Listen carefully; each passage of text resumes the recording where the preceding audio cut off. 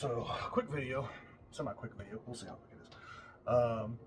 How do I line my tights, trunks, and different stuff like that? I get asked that every now and then. So, here's a pair of trunks we're making.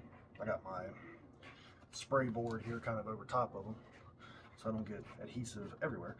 But, what I do is I lay my cut piece on top of my liner material, which this is just a thin, lightweight, medium weight black spandex. I use just kind of whatever I have, but I prefer just to use this black spandex or a black liner.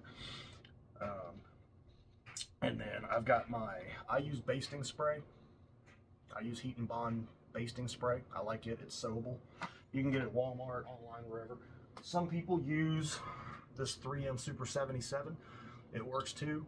It's just a lot stickier and it does smell.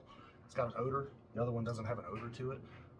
You want to use a really light coat of this though. You don't need much of this. If you put too much on this, it's going to get stiff and gum your machine up. And it doesn't wash out as easy, I don't think. But either one works really good. Both have their pluses and minuses. This holds longer and better. This is more of a temporary bond and it washes right out. But this is cheaper compared to the size of the can. This is a little more. This little can is like 10 bucks. This big can I can get for about 9 to 12, but it's a 14-ounce can compared to like a 7-ounce can. So yeah, use them sparingly. But yeah, and you can get both of them online at Amazon or at Walmart. But I like this one. So this is just how I do this. This isn't like the set way. There's a number of ways you can do a liner, but when I do mine, I just lay mine out like this over my board, and then I spray on the piece that I'm bonding it to. And I just kind of eyeball where it needs to go. I don't worry about getting this as far as overspray on the other material because I'm just using this as a liner for stuff regardless. So if it's a little sticky other places, and then you can roll this out or lay it out. With this, I just kind of lay it out and then smooth your material out as you go. Sometimes your edges will curl, but have something to kind of weigh it down. This cardboard kind of weighs it down a little bit, then just smooth it out. And then I move to the other side. I used to do it where I sprayed it on the fabric that I was using on my base material, but I found this way is easier because this doesn't stick to itself.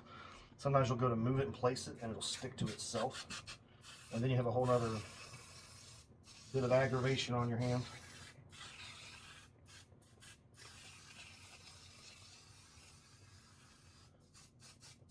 If you have a chalk marker or something, you can trace this on here too, so you know exactly where your spray lines are. So I just eyeball it. It's not that big of a deal. Especially if you're using the 77 though, because it's way stickier. You don't want to get that stuff all over. And then, since this is trunks, I just kind of, like I said, lay mine out. It's easier to reposition this basting spray too. That 77, once it's on there, it's a little harder to pick parts up and reposition it.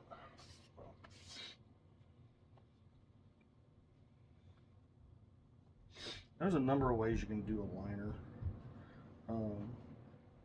I like to put my liner on at this stage before I put on any applique a lot of times, because then when I stitch my lettering or picture or design or logo down or whatever, it gets sewn into both the liner and the top fabric, and it makes it a little more sturdy. And then you do want to press this down a bit, just give it a good. If you have logos you have to heat press, you can put them on first before you sew them. Press them down to your base material, like whether you're going to heat and bond them or whatever. If you're going to put it in a heat press, because if you put this in a heat press or take an iron to it, it will loosen up this adhesive. and then you'll have to just kind of like let it sit for a minute and cool back down, and it will rebond. And then, what do I do? Then I just take my rotary cutter and go around it and cut all this out along the lines. Make sure you got a sharp blade on your rotary cutter. You can use scissors too, but rotary cutter's a little quicker. And I just cut around it like that all the way.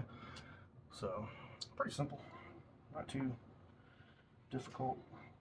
Seems like a lot of steps, but once you do it a few times, you can throw a liner on a pair of trunks in about 10 minutes or so. It's not that hard. And if your liner cuts aren't perfect, it's not a huge deal. You're going to sew these seams down anyway. So there's your cut. That's how we do a liner.